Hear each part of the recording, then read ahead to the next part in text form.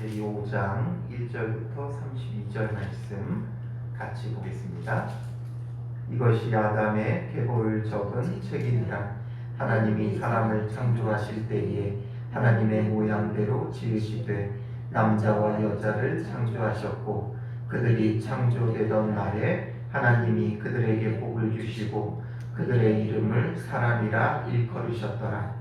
아담은 130세에 자기의 모양 곧 자기의 형상과 같은 아들을 낳아 이름을 셋이라 하였고, 아담은 셋을 낳은 후 800년을 지내며 자녀들을 낳았으며 그는 930세를 살고 죽었더라. 셋은 105세에 에노스를 낳았고, 에노스를 낳은 후 807년을 지내며 자녀를 낳았으며 그는 912세를 살고 죽었더라. 에노스는 90세에 게난을 낳았고, 게난을 낳은 후 815년을 지내며 자녀들을 낳았으며 그는 905세를 살고 죽었더라. 게난은 70세에 마할랄레를 낳았고, 마할랄레를 낳은 후 840년을 지내며 자녀들을 낳았으며 그는 910세를 살고 죽었더라. 마할랄레는 65세에 야렛을 낳았고, 야렛을 낳은 후 830년을 지내며 자녀를 낳았으며 그는 895세를 살고 죽었더라. 야렛은 860세에 에녹을 낳았고, 에녹을 낳은 후 800년을 지내며 자녀들을 낳았으며 그는 962세를 살고 죽었더라. 에녹은 65세에 무드셀라를 낳았고, 무드셀라를 낳은 후 300년을 하나님과 동행하며 자녀들을 낳았으며 그는 365세를 살았더라. 에녹이 하나님과 동행하더니 하나님이 그를 데려가심으로 세상에 있지 아니하였더라. 무드셀라는 187세에 라멕을 낳고, 라멕을 낳은 후 782년을 지내며 자녀를 낳았으며 그는 969세를 살고 죽었더라. 라멕은 182세에 아들을 낳고 이름을 노아라 하여 이르되, 여호와께서 땅을 저주하심으로 수고롭게 일하는 우리를 이 아들이 안위하리라 하였더라. 라멕은 노아를 낳은 후 595년을 지내며 자녀들을 낳았으며 그는 777세를 살고 죽었더라. 노아는 500세 된 후에 셈과 함과 야벳을 낳았더라. 아멘. 오늘도 주님의 말씀을 통해 하나님 나라를 누리며 하나님을 찬양하는 복 있는 성도들 되시기를 주님의 이름으로 축원합니다. 우리가 어제 수요 예배 때도 잠깐 5장을 살펴보았지만 5장은 아담의 계보에 대해서 말해줍니다. 아담의 계보라는 건 단순히 족보를 이야기하고자 하는 것이 아니라 아담을 통해 이어져가는 하나님의 구속사를 보여주는 것이죠. 그의 단순한 족보는 가인에서 셋으로 이어지는 족보죠. 그런데 그 가운데서 셋을 중심으로 하여 하나님의 구속사가 어떻게 이루어져 가는가를 오늘 본문의 말씀은 보여줘요. 그래서 말하고자 하는 건 아담에서부터 노아까지의 계보를 오늘 우리에게 보여주고자 하는 것이죠. 그래서 아담을 통해 하나님의 첫 이 세상을 심판하고 징계하시는 홍수 사건 가운데 노아를 통한 하나님의 구원이 있었음을 우리에게 보여주고자 노아에게 이어지는 그 구속사의 계보를 우리에게 보여주는 것이 오늘 본문의 내용이죠. 그래서 이 본문은 낳고 죽었더라 이렇게 반복되어져서 우리에게 보여주면서 죽기 전까지 낳으며 생명하며 번성했던 하나님의 복을 누렸던 사람들에 대해 보여주는 거예요. 그래서 이 낳고 죽었다는 것을 보면서 우리는 그냥 인생이 참 허무하다 이것만을 느끼는 것이 아니라 그 생명이 닿는 날까지 우리는 생육하고 번성해야 되는 사명이 있음을 기억하자라는 것이죠. 그래서 우리도 이 땅에 사는 날 동안 생명을 낳는 자가 되어야 돼요. 그것은 단순히 육적으로 뿐만 아니라 영적으로 우리의 육체로 낳을 수 있을 때는 육체로 낳지만 그 이후에는 하나님 부르시는 그날까지 우리는 영적인 생명을 낳는 자가 되어져야 하고, 그리고 분명한 건 우리에게 끝이 있다라는 거예요. 죽음이 있다는 거예요. 그러나 그 죽음을 두려워할 것이 아니라 그 죽음 가운데서 우리를 구속하기 위해 예수 그리스도의 대속의 십자가 죽음이 있었기에 그것을 믿고 이제는 우리가 죽음을 넘어서는 영생을 누리는 믿음의 사람으로 살아가는 것, 이것을 우리에게 말씀해 주기 위한 또 한 부분이 되어지겠죠. 그래서 우리는 항상 끝이 있고 심판이 있기에 그 가운데 구원받은 하나님의 백성으로 영적인 생명을 낳는 믿음의 사람이 되는 것, 이것이 오늘 우리에게 이 계보가 보여주는 거예요. 이 계보를 보면 누가 누구를 낳고 또 몇 년을 살며 자녀들을 낳았고 몇 살까지 살고 죽었더라 하면서 죽었더라로 끝나다 보니까 이들의 이 지금 시대가 뭔가 누가 죽고 그 다음에 누가 낳고 죽고 누가 낳고 이런 것처럼 보여지지만, 사실상 이것을 이 나이와 이 연대를 표로 만들어 보면 이런 식의 표가 되어져요. 그러니까 이게 지금 낳고 죽었더라 이것을 표로 나타내 보면 이 시대에는 사람이 죽는 일은 극히 희귀한 일이에요. 그러니까 지금 여기 성경에 기록된 이 사람들만 보아도 아담이 누구 때까지 살았냐면 노아가 태어나기 그 전까지 아담이 살았다는 거예요. 아담이 930살을 살았기 때문에 그 아담이 130세에 셋을 낳고 또 100 몇 세에 에노스가 낳고 이런 것들을 연대표로 쭉 나타내 보면 라멕이 살았을 그 시대에도, 라멕이 태어났을 때만 해도 몇 년이에요? 874년밖에 되지 않아요. 그러니까 창세로부터 874년, 그러니까 아담은 창세로부터 930년을 살았기 때문에 라멕이 태어나고 나서도 약 60년에 가까운 50몇 년까지, 라멕이 50 몇 세가 될 때까지 아담이 살아 있었다는 거예요. 이 가운데 가장 먼저 죽은 사람은 아담이에요. 물론 에녹은 그 전에 하나님께 들림을 받았지만 첫 사람이 죽는, 아담이 죽는, 물론 이때에 이들 말고도 수많은 사람들이 있었고 이미 그 가인의 후손들을 통해서 이미 그 칼과 무기를 만들었기 때문에 전쟁이 있었을 것이고 사륙이 있었을 거예요. 그러나 그런 일들이 흔치 않았다는 거예요. 그러니까 주변에서 사람이 죽는 것보다 뭐가 흔해요? 낳는 게 더 흔한 그런 시대라는 거죠. 물론 그 시대를 우리가 다 보지 않았기에 어떤지는 정확히 알 수는 없지만 성경의 기록을 우리가 믿기 때문에 이 성경의 기록들을 살펴보면 죽는 것보다 낳는 게 흔한 그런 시대죠. 930년까지는 죽는 것을 보기가 쉽지 않았어요. 그때부터는 이제 사람이 한둘 죽기 시작을 했겠죠. 그러나 그 전까지, 노아가 태어나기 전까지는 사람이 죽는 일은 정말 흔치 않은 희귀한 일이었어요.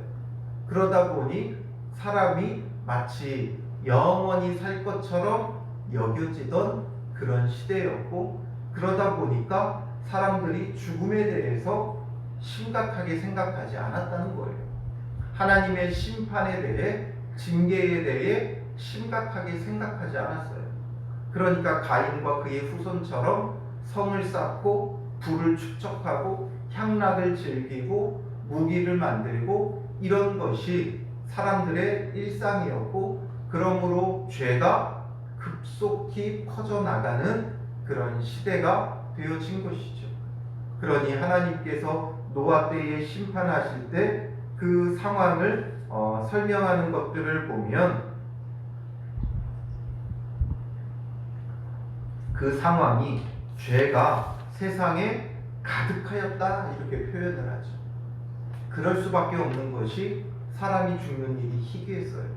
그러니까 그들이 죽음에 대하여 하나님의 심판에 대하여 심각하게 생각지 않는 그런 시대를 지금 보내고 있었다라는 거죠. 그 가운데 오늘 본문 가운데 아주 특별한 한 사람이 등장을 해요.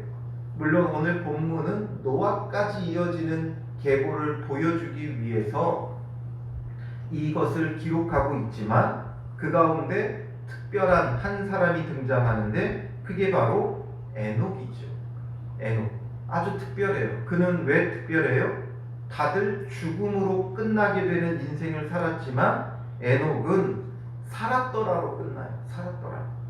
그는 365세를 살았더라.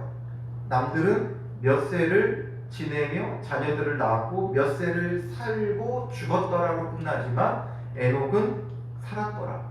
그러나 이 내용에 대해서 상세하게 다루지는 않아요. 그 이유는 노아까지 이어지는 계보를 보여주기 위함이죠. 그러므로 우리는 노아까지 이어지는 이 구속사를 우리는 집중해서 보는 것이 중요하고, 그리고 그뿐만 아니라 놓치지 말라고 살짝 곁들여서 이야기해 주는 것이 에녹이에요. 그래서 에녹은 365세를 살았더라. 그리고 그것으로 그의 인생이 끝나는 것이 아니라 그가 하나님과 300년 동안 동행하다가 하나님이 그를 데려가셨다라는 거죠. 300년을 하나님과 동행하고 하나님이 데려가셨다. 그가 하나님과 동행할 수 있었던 이유는 무엇이라고 했어요? 무두셀라를 낳고 그의 인생이 변했어요.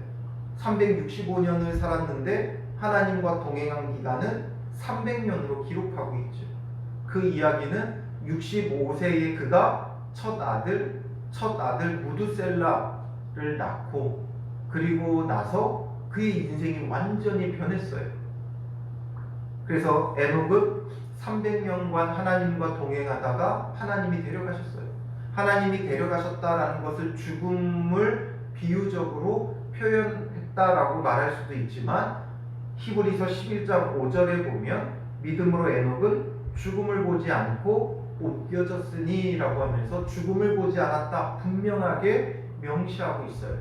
그러므로 죽음을 보지 않고 데려감으로 우리에게 영생이 있다는 것을 하나님께서 알려주신 첫 사건일 뿐만 아니라, 그래서 우리가 영생을 사모하는 자로서 예수 그리스도를 믿음으로 영생을 누리는 자로서의 삶이 어떠해야 하는가를 에녹은 보여주는 거예요.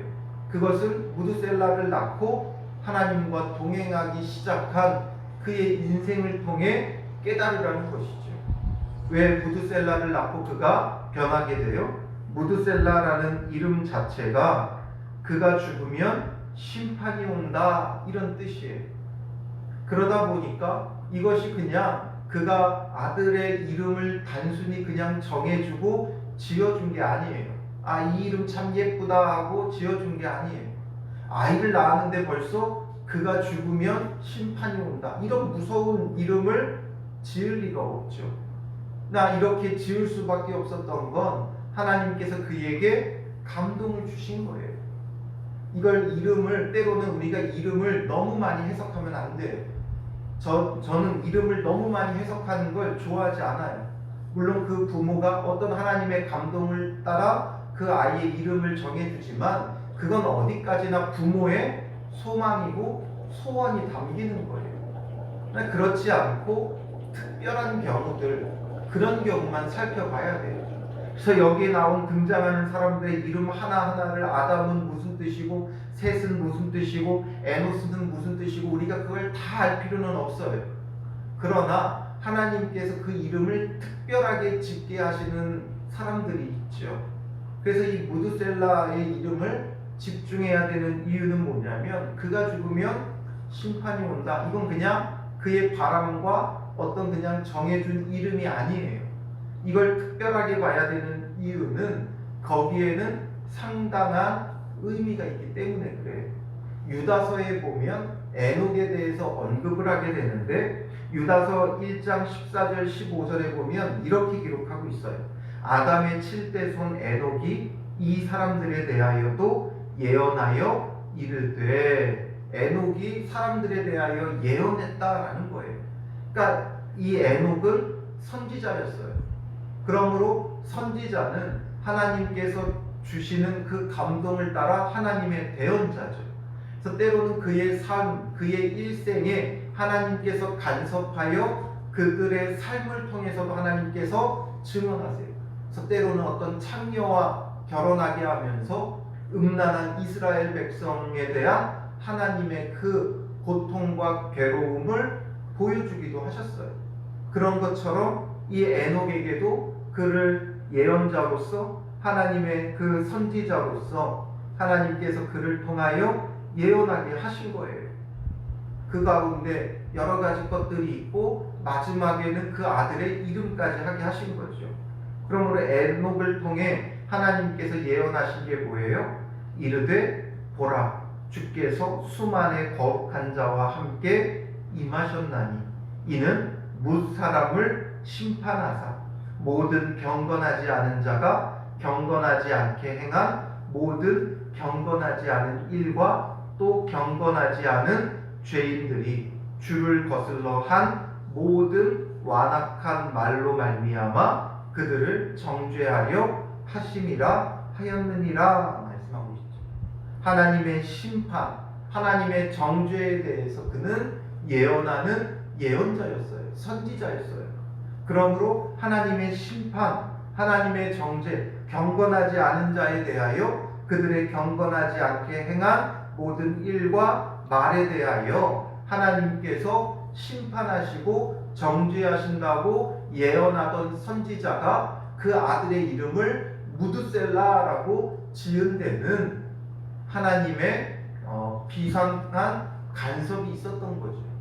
그래서 이 무드셀라를 보면서 하나님께서 이제 이가 죽으면, 이 지금 무드셀라의 세대가 끝나면 심판하신다라는 것을 에녹은 깨달았던 거예요. 그러므로 사람이 태어나는, 사람을 낳는 것이 흔한 그 시대에 이 에녹은 하나님의 그 심판, 죽음, 이것을 생각하면서 이걸 깨닫고 이걸 늘 바라보고 예언하면서 그는 하나님과 동행하는 자가 되었다는 것이죠. 그러므로 이제 하나님의 심판의 날이 다가옴을 깨달은 에녹은 늘 하나님과 동행하는 자가 되어진 거예요. 오늘 우리도 마찬가지예요. 하나님의 심판을 늘 생각하고 바라보고 그 마지막 날을 예비하는 자가 되어져야 하는 것이죠.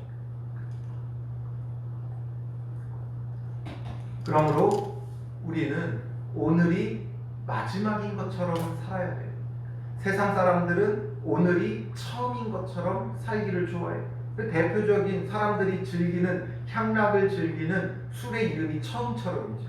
사람들은 처음처럼 마시고 먹고 즐기고 이렇게 살기를 원하지만 오늘 우리는 처음처럼이 아니라 마지막처럼 하나님의 심판이 다가옴을 바라보며 임박한 하나님의 진노와 심판 앞에 늘 깨어 있어야 한다는 거예요. 오늘이 마지막이라면 우리의 삶은 달라지게 되어 있어요. 지금 이 순간이 끝이라고 생각하면 우리는 게으르지 않고 나태하지 않고 늘 부지런히 마지막 이 순간을 주님 앞에 주님의 뜻대로 살 거예요.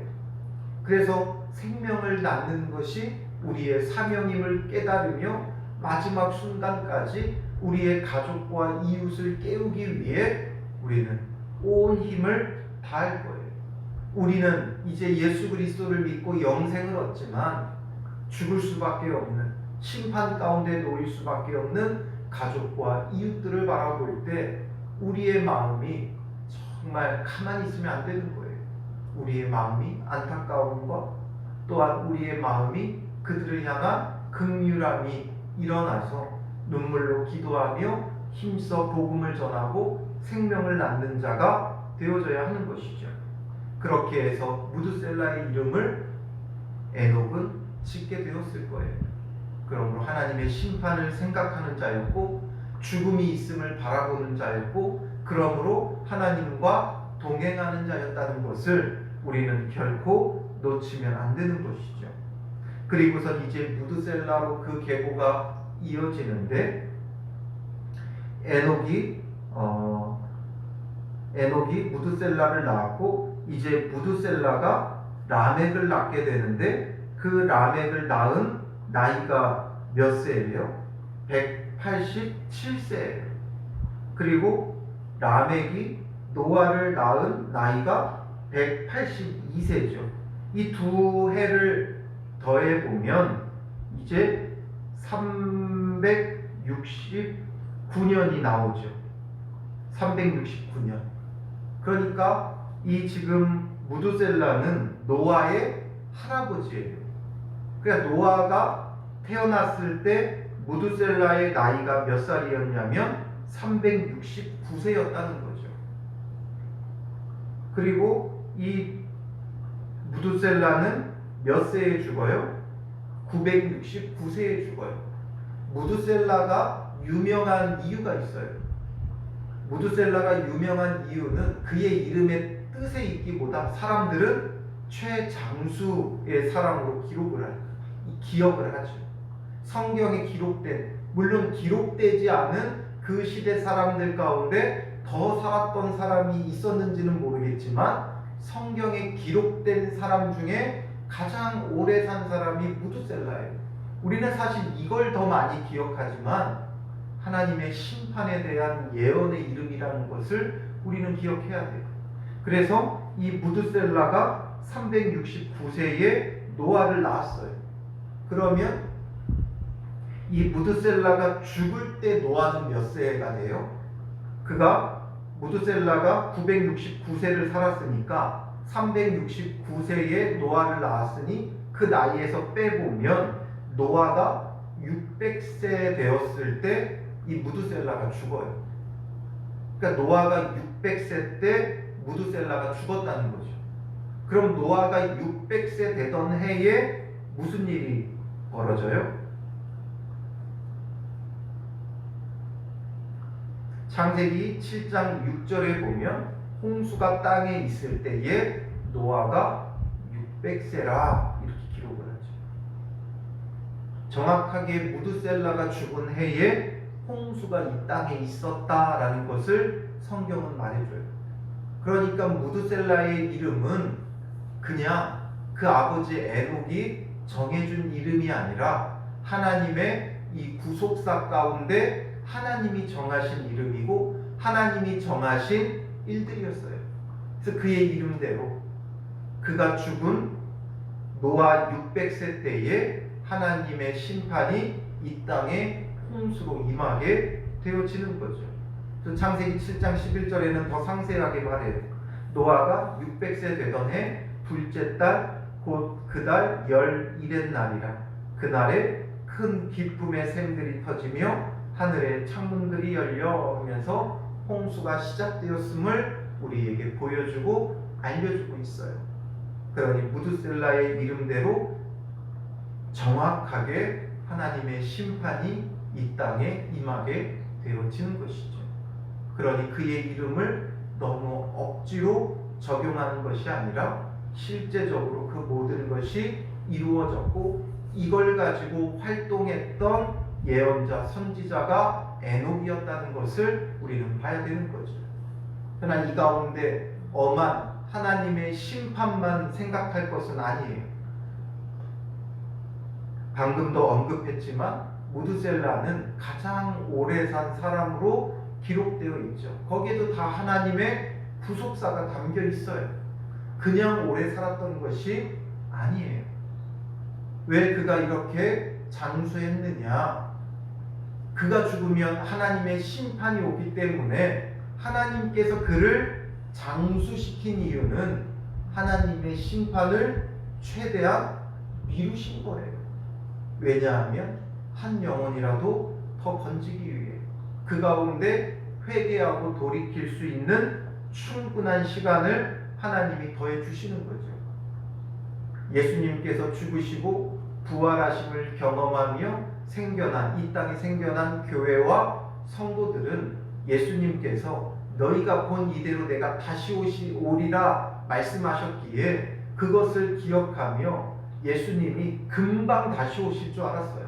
그냥 시간적 개념으로, 사람의 시간적 개념으로 금방, 그들이 사는 날 동안 금방 예수님이 다시 오실 것이라고 생각했어요. 그런데 생각보다 예수님의 다시 오심이 더뎠어요. 금방 오실 것을 생각했기 때문에 사람들의 그 신앙과 믿음과 열정이 어떠했어요? 정말 대단했어요. 정말 불타오르듯이 신앙이 불타올랐어요.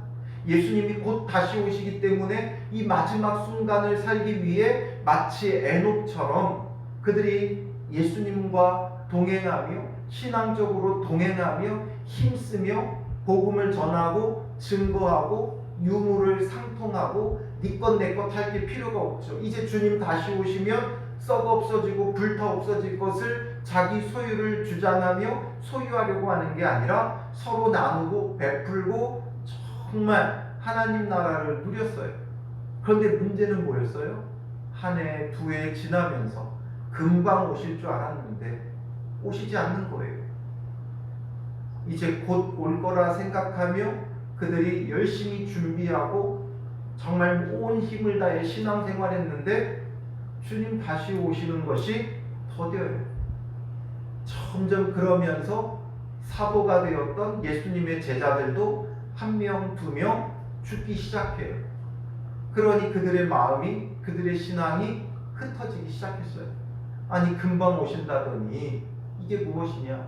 이제 말세가 되었고 종말의 때가 되었고 예수님 곧 다시 오심으로 저 악한 로마와 저 악한 세력들을 하나님께서 벌하고 심판하고 우리를 그의 보좌 앞에 불러 모아 영원한 하나님 나라를 누리게 한다더니 이게 무엇이냐? 여전히 고통스럽고 괴롭고 핍박과 환난이 우리 가운데 있는데 이것이 무엇이냐라고 말하는 그 초대교회 성도들에게 베드로 사도는 베드로 후서에 이렇게 말을 해주죠.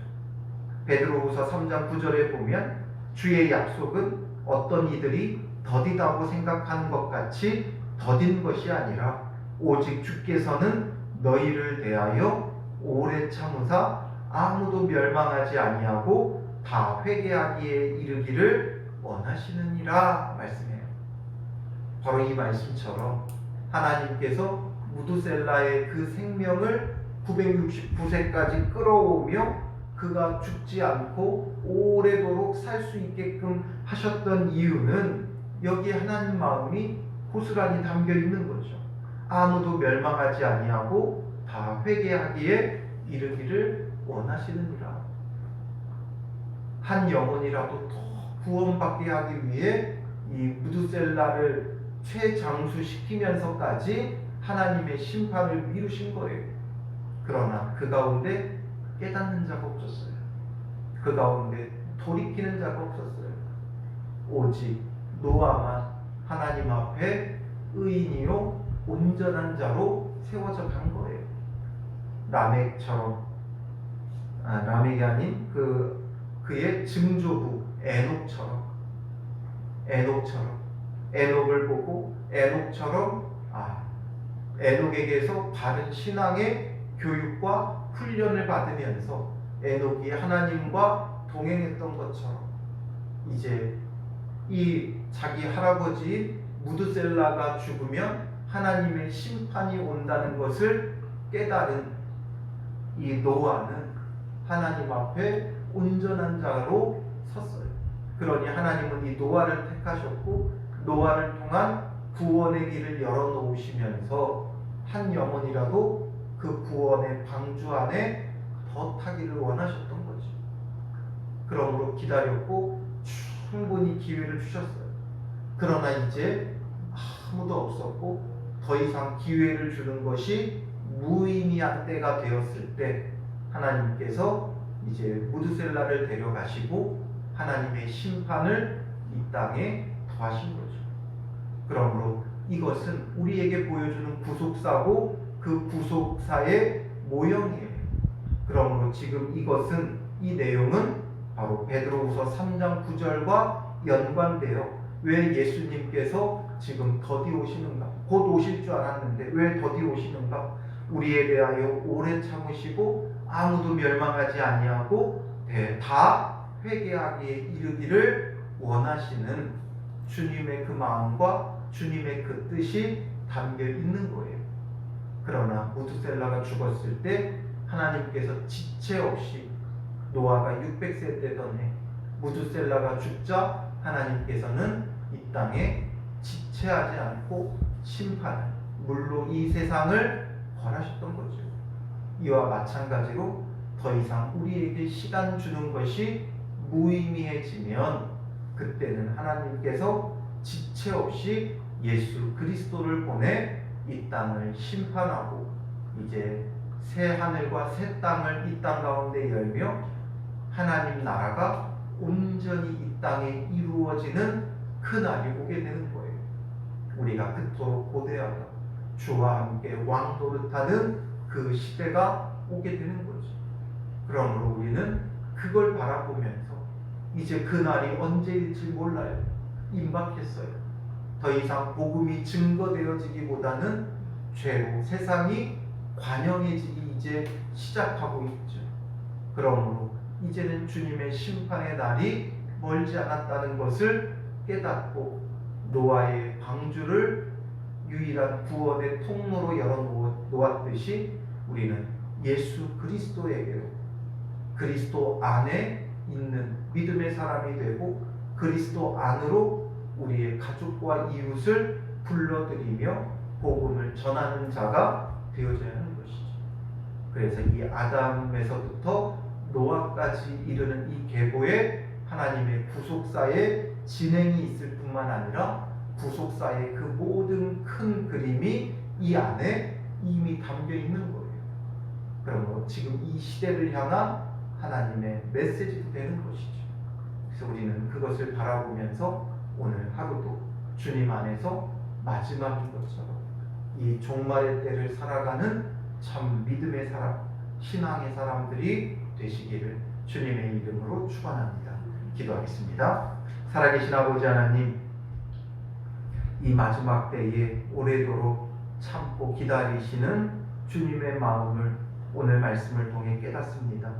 우리가 마치 영원히 살 것처럼 이 세상에 소망을 두고 나의 성, 나의 나라를 만들기에 여념없던 인생이었지만 이제는 그것이 얼마나 헛되고 허무한 것인가, 하나님의 심판으로 끝날 수밖에 없음을 깨닫게 하여 주시고 임박한 주님의 심판과 재림의 때를 하루하루 마지막인 것처럼 경건하고 성실하게 주와 동행하며 살아가는 믿음의 사람들 되게 하여 주시옵소서.